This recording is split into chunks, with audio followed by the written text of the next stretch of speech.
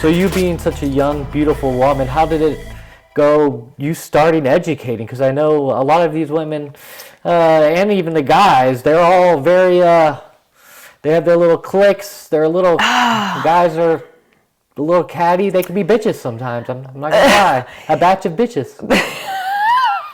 I don't think I've heard it termed, worded that way, I don't think, but maybe I have. A batch of bitches. That's funny. So, I'm including the men there. Yeah. So it's actually kind of it makes me sad. That subject really kind of hurts my heart because I don't think a lot of people see that are not in the education part. They don't. But I don't know that they ever will. To be honest, and that's truth. I don't know that people will ever truly see it until they are on that side in the education field. I was not treated well. I started speaking my third or almost fourth year of business, which is not really heard of a whole lot. It happens, but it doesn't happen a lot. And the first extremely large conference that I spoke at, it was 2017 or 2018, I want to say something in there. Yeah. I kind of got cold-shouldered. And it's so funny because I have a very tough exterior. I've had a really hard life, and I've built that tough exterior to protect myself, and that's what a lot of people see. However, behind closed doors, I was like, what did I do? I just felt sick. Like I felt like I didn't belong. And I was like, then I start questioning myself. Do I not belong here? What am I actually doing here? These people clearly, I don't fit in. I don't know what it is about me. And again, that's where my husband's wisdom came in. And he said, you need to go buy yourself a pair of designer shoes. And again, it caused a fight between us. And I said I could feed a family of 4 for what one pair of those shoes cost. And I argued. My husband went out and bought me a pair of Christian Louboutin shoes. And the sad part about it was that he was right. He was right that my appearance, and it wasn't that I went into this conference sloven looking. I wasn't looking, homely. My hair was brushed. I had makeup on. It wasn't that I went looking poorly. Well, let's be honest. The industry's full of a lot of people have been there, 15, 20 years. It's a lot of egos. There's a lot of egos. And I think really and honestly, you need a level of confidence. Every business owner does. But I think after you are in the industry for so long, that level of confidence starts to slowly drift into almost an egotistical feel to it. And I don't think that they mean for it to, but it doesn't stop it from happening. And that's why I try really hard to... There's a lot of cult followings in the photography industry. Well, people have said that about me, people who love the way that I teach, and, if somebody has friction with me, they're like, they'll say something really backhanded, and they'll be like, okay, you and your cults can just stay in this, group or class or whatever. And I've had that term thrown at me, and, I certainly would never want anybody to think that I'm like a cult leader at all, but I am very passionate about, what I'm teaching, what I'm talking about. So a lot of people are afraid to speak up against what's going on with different things. Oh yeah, for sure. And that, that cliquish feel, again, it's so heartbreaking because very few think they can control everything. Yeah, that's true. Again, that's not something that photographers, whether they're starting out or whether they're not in the speaking, they wouldn't know. Because it's not something that's it's because photographers don't speak out. They don't speak out when they see something stolen. They don't, they won't stick up for one another. They don't look out for one another. And I really am... Which I'm not sure why, but... I think it's because they worry about their careers, if you want the truth. Well, even if you didn't want the truth, I'm going to say the truth anyways. I love the truth. No, I always am speaking about it. And I think that's a huge key, again, in success, is being able to stand your ground, and the reason why people are worried about it is because they don't want to be blacklisted. So-and-so may be, an ambassador for, this person or this company, and they're scared that if they say something to them, that's going to come back and hurt their business. But at some point in time, and they're not wrong, that thought process isn't necessarily wrong. It's been known to happen. Yeah. People will use their power in the industry to blacklist you. Absolutely. It happens. Again, that's sad, but it does happen. It would be ignorant to act like it doesn't. But that's where I believe that if you are a true artist, a true business owner, then your reputation will always exceed whatever X, Y, and Z has said about you. Yeah, eventually you could work through that. Oh, absolutely. I believe so. But I do think that as an industry as a whole, we need to be so much better about standing up for one another and speaking out when things are being stolen or taken or, whatever. It needs to be addressed. And to me, it's not like it's not that different from any other industry, whether it's creative or not. That kill or be killed of course mentality is everywhere. It is. I mean, it doesn't matter, what you do. When I was working at David's Bridal for 5 years, it was a very cutthroat industry, and I'm not that way. Like, I'm not going to do somebody dirty to get a sale. You know what I mean? That's just I'm not comfortable with it. It doesn't make me, at the end of the day, I want to feel good about myself. And, I'm not cutting throats to make myself be known in the industry so that I can be, have a good feeling. Well, I've been in the background myself. I like to listen. I've learned a lot about many photographers.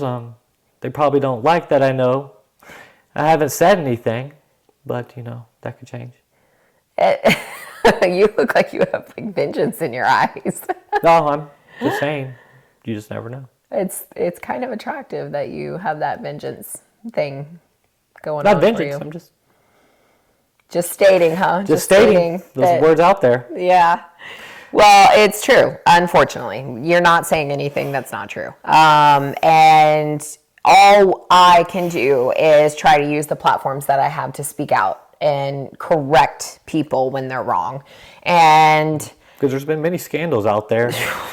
Yeah. Photographers win their own photography competition. I mean, I've seen, just workshops, people selling out 10 of them, then never showing up. Oh, taking some big shots there, huh? Not naming anybody. Well, I know who you're. Or not paying photographers to teach on their platform and then giving them $200 later. Not even making a comment. Don't even know what they're doing. People coming up to teach a class and then their computer doesn't work and then they just end up talking about their sex life. Oh my God. I mean, these are just Those are all things that have actually happened. These are all just minor stories. My heavens. So then that leads me to wonder, is there hope for the industry then? Because I've seen it, you've seen it, we've seen stuff that's going on. So is there hope for, the other creatives out there that are truly trying to run a successful business? Or is this trend of investing money in areas that isn't really going to help them, is that going to continue? I don't know. I'm figuring out how serious people are about photography myself. What they're choosing to spend their money on, it's interesting. They get super hyped about things that are called new and innovative, and I haven't really seen anything new or innovative. Huh. Yeah, no, every now and again I see something that truly stops me in my tracks, and I have inspiration. Like I recently did an underwater session that was inspired by Craig Lemire. He's a very good friend of mine. His was on land, and the woman had tassels on her hat, and it was in motion. And I thought, it stopped me in my tracks. It was a very simple. Again, it's not. People feel like they have to recreate the wheel. They don't. They have to just see things how they want to see them. But his image moved me, and I was like, oh my God, I'm inspired by this. So I found a dress that had tassels, but I photographed it underwater.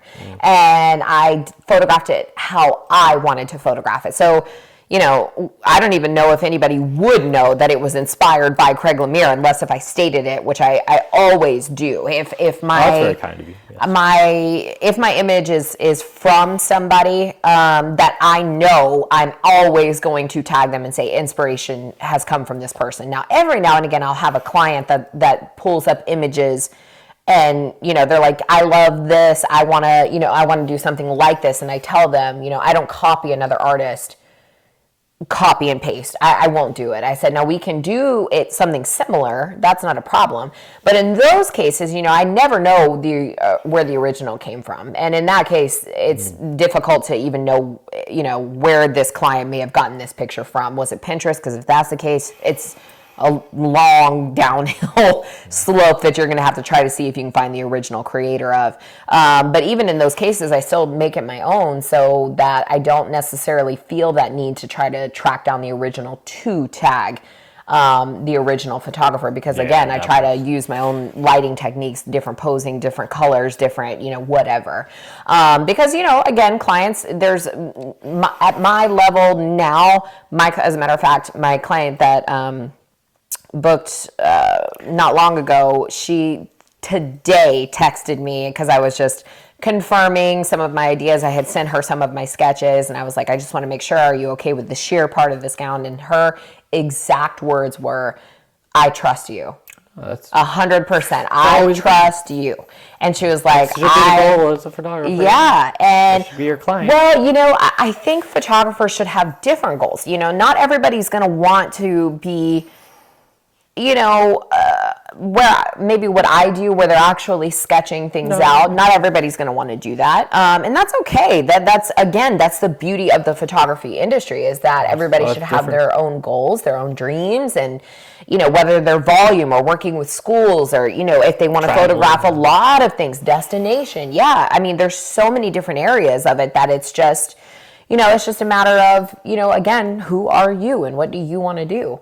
But yeah, if I'm ever getting inspiration from someone, I always tag them, especially if I know them. But back to your original point, I don't see a ton of images that stop me in my tracks. And that is because, again, unfortunately, photographers they kind of get a bad rap. They are known for kind of copying or pulling inspiration a lot and not finding themselves and photographing what's in their own mind. Yeah, I've noticed that. I mean, my business is next level photography, and then I made that, you know, 5 years ago, and now I can't see any ad or any photographer saying anything about next level or level up. I almost hate the name of my business, because every photographer in their world uses next level up. Yeah, it's a little tiring in there. Yeah, and so now I have to keep changing. That's okay. Well, it's they can't come up with something themselves. That's what I was going to say. The beautiful part about that, while it is frustrating to a degree, what is that saying, that, you know, it's a form of flattery. Not really. Yes and no. I mean, you know, when you've put in hours of work to go to a location and find it and research it, and somebody's like, hey, where is this location? It stings you a little bit, because you're like, I just spent hours of my life finding this location, and you want me to just give you so you want me to hand you all of my work for nothing? You know, it stings a little bit. Yeah, I mean, my logo, I spelled level, LVL, and then who would think else to try to do that? I mean, I don't know, but I do see LVL quite a bit. I do, unfortunately. Yeah. It's just that is unfortunate. It's the way it goes. Just a logo, but apparently they can't come up with any ideas. Well, the good part about that is they can only copy what you've done. They can't copy what you're going to do. That's what I always tell everybody. But again, that comes back down to, how bad do you want it? Are you going to be willing to put the effort in to continue to reinvent yourself and innovate yourself? Because I agree with you, it does get tiring for sure to have people. Well, but I don't have that a ton because a lot of my work I'm making myself. So, I'm sketching things myself. I'm creating things myself. So it's a little more complicated to copy Yes. my artwork because there is a lot of like home made or I'll have my vendors specifically work on a gown special to me. You know what I mean? So those things are a little more difficult to copy when you are making things yourself or having things made specifically for one session. Okay. Yeah. So some of the two biggest things I see going on right now is just, one, I've seen a lot of trouble with workshops, people getting scammed. What's your advice there for people if they're looking to go to attend or learn from anybody just in the industry? Just research. It's really tough. I won't lie, it's really tough for people who are just getting into the industry or for people who have been in the industry. There's two issues. If you're just getting into the industry, you have no idea who to trust. Oh, you don't even know who anybody is, no. No. So that's going to boil down to your research. You need to look at reviews. You need to look at their activity on social media. You need to look at what the activity on social media is for. Is it actual client work? Are they working with clients? Are they just doing like editorial sessions? Are they, what exactly are they doing? Because you need to know what you need to learn and you need to know who's going to be best for that subject. So if it is something with business, are they running an actual business or is their business making money off of other photographers? So if they're, advertising that their 10K sale club they have, and they're not actually photographing anymore, but you wouldn't know that if you didn't look up their actual studio. Right, yeah. Or some photographers I've seen, they moved and then they never updated their Google, but they're still selling out their workshops, but they're obviously not photographing anybody. Well, this is what I'll say about creatives. Creatives are extremely bright people with a certain area. Outside of that, it almost is like you're just going off of somebody else's word. You're going off of a well put together ad. You're going off of he said, she said. And that can be very dangerous because depending on the person. They have a following because they have a following because influencers or something. Right. They all they've done is photographed influencers. They've probably never been paid before for an actual photo shoot. They have a spouse that's supporting them and, they've been able to build their business to, crazy levels because they have a marketing team of 20 people. You know what I mean? Well, that's another thing I noticed. Your story is very interesting. Again, speaking of that, like you said, a lot of the other photographers, it's not really mentioned, but they did have some sort of easier start. Oh, yeah. Yeah, actually, my husband and I were just talking about this like a week ago. And that will kind of play how they started, but I don't know if it's to actually know the truth. Yeah, but again, that's after years of being in the industry. So when I am teaching and I'm telling people that I started from nothing. Because a lot of people you're teaching, that's where exactly they're starting. From nothing, yeah. Or maybe they're, working a job while trying to build their building. But to me, that is starting from nothing because if they have another job, even if it's a good job, to still be able to pay for a house, pay for, putting food on the table. We all know how the prices of everything has gone up, over the last several months. It's crazy. But you're living in grandma's apartment for free? No, I wasn't. But I genuinely did not have a dollar to my name. Didn't come from a six-figure job? Did not at all. I had another job. And I got paid $365 every 2 weeks. Yeah. Now, back then... not wealthy parents? No, don't have wealthy parents at all. My husband didn't have wealthy parents. He had typical parents. You know what I mean? That were smart with their money. They, again, that typical boomer age, save, pay cash, that was my husband's family. My family, we didn't have anything. My stepdad, after my parents got divorced, my stepdad wanted to appear like he had money, but he had a lot of debt. And when that relationship ended and the tragedy happened in my family, my mom was left with over $200,000 worth of debt to deal with. So we really didn't have anything to our name. I had one drawer of clothing. All my clothing could fit in one drawer of People 8 chests of drawers. They kind of missed the step from where you were to how Where you we got are. there. They Yeah, kind of see so where where we and are sometimes photographers tend to focus on where you are there. They don't realize all the stuff in between. Oh, absolutely not. And again, this is coming back down to, are they just coming into the industry and they're trying to figure out, okay, who is this person? I see this, fairly young person in the industry, and she's got her nails done. And let's be honest, beautiful, gorgeous woman that, Stop. That was a nice little touch there. I saved my hair for my husband. Sorry. We'll see what you say from me later. Anyways, so yeah, they kind of paint a picture of who I am. And, I do own designer clothes. I have designer bags. I have my Cartier bracelets, my rings. I'm not wearing my diamond necklace. But my husband and I, we just came back from Scotland not long ago. That was a trip for our daughter. And I also did have some work, that was being done in Scotland as well. But it started just as a gift to my daughter, a gift to our daughter, for graduating. She graduated early, and so it was a celebration for her. So we are able to, we have the flexibility of being able to do really, really nice things. And I'm grateful for them, but I don't ever want to, people, like you said, they do tend to forget that, where I came from to where I am now. Even people that have seen the whole journey, not an immediate process. No, it's not at all. And it's continuous.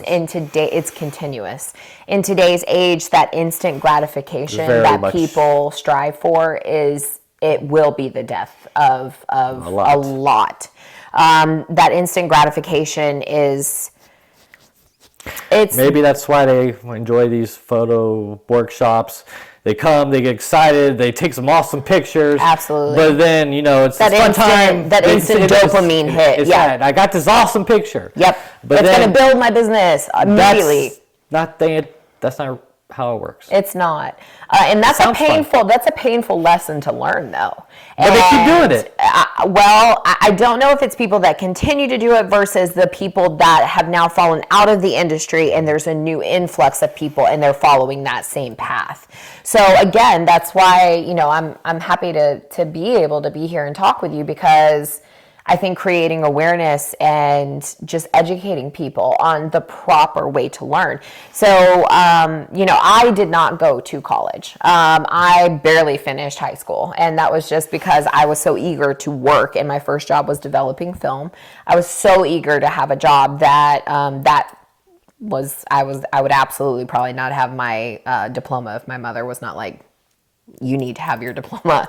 But I didn't go to college, and everything that I learned in my business was mainly myself and my husband. It wasn't, because like I said, back then there was nothing in the business area. I mean, there was very few speakers and teachers in the business field. But even then, the business information that was being taught didn't fit to what I wanted to do. And that was a painful process to learn.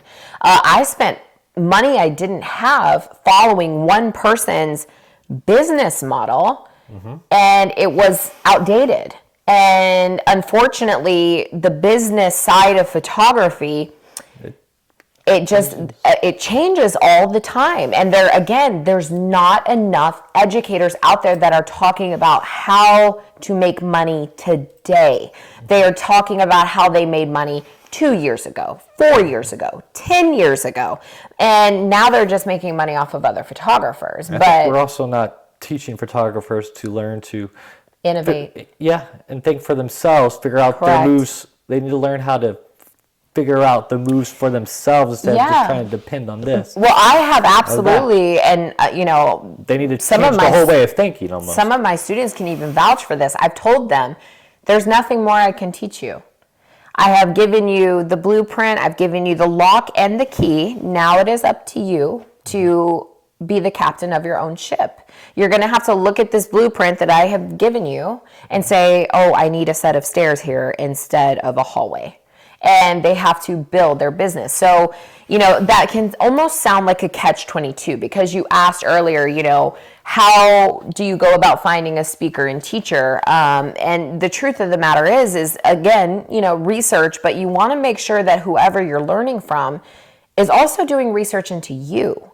So is the teacher learning your business? Are they learning your demographic? Are they talking with you on the phone? Which you have to remember too, speakers and teachers have a lot of people reaching out to them all the time.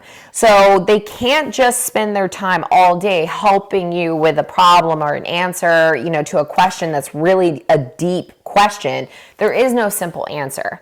And they're looking for a simple answer, but there's not one there. So, there's different answers for everyone. And that's the thing. Every business owner should have different goals than the person next to them. They should be able to learn and figure out how to work through that themselves eventually. Right. And to teach that. That's more important, is what's more important as a business owner, to teach how to actually, again, run a business and have a business mindset. I can tell you right now, I am not the most talented photographer on the planet at all. Not even close. I'm just not. I don't know if I would say that. Oh, no, I can say that with 100% confidence. I know I'm not. Definitely the best looking, Thank you. I appreciate it. But I would rather be a better business owner than a photographer. Now, that's not to mean that I don't stop working on my craft. I'm always trying to figure out how to be a better photographer, how to be a better artist with my light, my usage of light. I'm always trying to improve that. But I would rather be a better business owner than the best photographer in a room full of photographers. So I can tell you I'm definitely not the most talented, but I do have a good understanding of business for sure. Yes, because like you said, take a pretty picture, but if it doesn't give you any money, that picture ain't worth much. Nope, and that's what my husband said from the very beginning. He was like, that's awesome. I love that for you. I love that journey for you, but how is it going to bring you money? And that was when my wheels started to turn. So again, teaching people how to actually think for themselves, but think for themselves as a business owner in a creative field. That's what's missing. Okay. Not anymore, but that's what was missing. So the other thing, people are concerned about AI's taking over. They're going to take over our jobs. You see AI taking over our jobs because again, we're not just selling a pretty picture. A lot of people, I think they misunderstand that. That our job is just to make a picture. No, yeah, that's not only is that highly devaluing what we do, but it's so much more complicated than that. But yes, that is the general idea that people think is, if I take a pretty picture, that's automatically going to bring me clients. Now, AI, I find myself right smack in the middle. I see benefits, but I also see a lot of images looking awfully the same. And again, is that really why we were here? To just create images that look very similar to one another, because you have to think of it again from a consumer mindset. If they're looking and they're seeing a bunch of images that are all the same, what is their brain going to tell them to do? Price check. They're going to start looking for who can do this idea the cheapest. So we really don't have anybody to blame but ourselves when people are price checking you with other, artists. And that's on us as a collective whole in the photography industry. That's the entire photography industry, because again, that energy that's put out to compete against one another instead of actually being a better artist and getting that business, making money, and actually letting this be a career. It's that drive to learn to photograph, get that behind the scenes, be part of this, XYZ group so that you can learn to photograph like this person, be this person. If they be that person or be behind them, they'll take them somewhere in their career. Right. And I want to be the difference. I want to be the wall that hits and shatters. Because progress. Oh, is that Yellowstone? Yeah. I love Yellowstone. Oh, do you? Yeah, I do. I'm country at heart. I love Yellowstone too. Me and Rip have a very nice beard that we have that in common. I know. Can I touch your beard? No, you can touch it all you want. Really? I don't let a lot of people touch it, but you can go ahead. Really? You don't mind? Yeah. Oh my God. It's like a shag rug or something. Yeah. I like it. It's very soft. It is. Anyways, I don't even remember what you were asking me. I'm sorry. I got distracted. You got distracted? Yes. We're talking about, the AI and everything. Being different. Yeah, I want the to softness be. of your legs. I don't remember talking about the softness of my legs. Well, maybe that's where we're going. So, I don't know. So I want to be that person that helps people know that they should stand out. The progress. So. Oh, that's where you got me with the Yellowstone. Yes. Yeah. I want to be, which I can't remember exactly what he said in Yellowstone, but it's kind of to that degree. Like, I do want to be that wall that kind of breaks that mold of competing and this constant, learning to photograph like the same person over and over and over again. I want to be that change that people want to see. Even on one of my TikTok posts recently, somebody came and commented and they were like, we need this too. Nobody believes that I can make money from this career. We need somebody that, is breaking the numbers down. And that was actually based off of one of the Artists of the Roundtable posts. I was responding to a comment because they said that, anybody who pays $250 for an hour of photographing time is gullible and stupid. And, they were just downgrading the entire field. And I will always take that risk to stand out, not only for the industry, but for each creative that read that comment and was probably like, I'm never going to be able to succeed. So I will always stand up and stand out for them. It's just my personality. Can you guess what my sign is? I'm going to say a Leo. Why do you say Leo? You just have this presence when you walk in the room. I just can't help but stare. I am a Leo. It's almost like a book, I go from here all the way. A book? Yeah, you start up here. And you read all the way down? So I'm a book, so I'm predictable? No, not predictable. You're very interesting. It's a story I'd like to learn and then watch the movie of. Okay. Or make a movie, depending on what you're doing later. I was pretty good at acting in high school. So you won't be acting with me. Okay.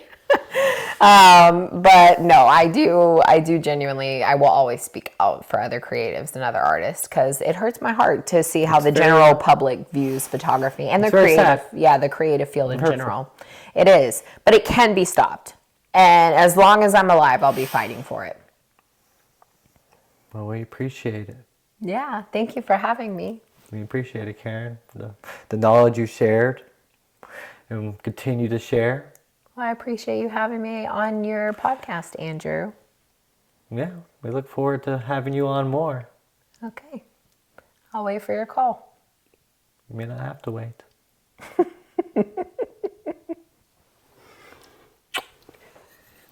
Oh, look at that. See how easy it is, guys? Just like that. You're enjoying this so much. Y'all have a good evening. I shall. Find somebody who always makes you laugh. She's about to have the best 2 minutes, 37 seconds of her life. For the third time. Mm-hmm. That adds up to almost 9 minutes.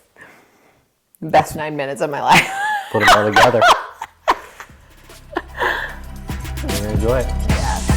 So I will see y'all later.